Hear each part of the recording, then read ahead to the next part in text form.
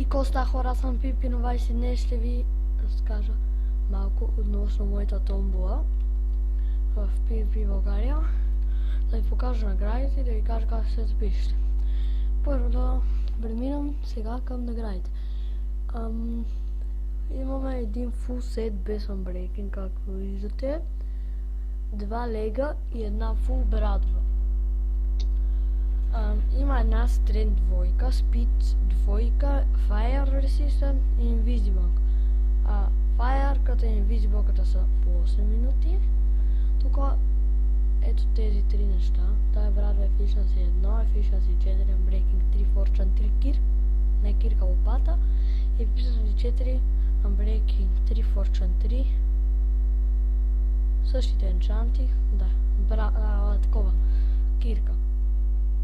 И сега тук има 5 по-златена линия, 10 Gunpowder Balut, 10 Blaze Powder и 32 Netherlord.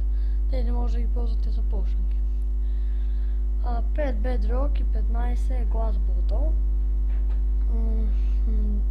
2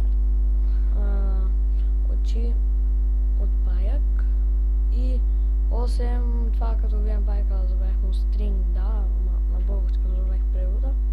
Един лък, който е Flame 1, 10 диаманта, 30 Brewing Stand и 20 Jungle Wood. И да, ето това е.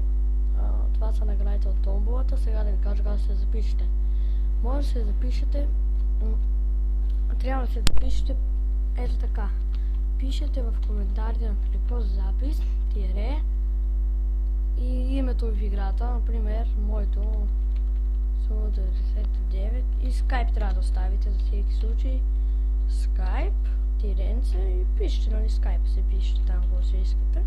Skype и само 3 основни стъпки. Първото да се абонирате за мен, а второто да харесате клипа и третото ви го показах, нали, да напишете запис, тире вашето име в играта и да оставите Skype за всеки случай. Да, това беше от мен, до нови срещи.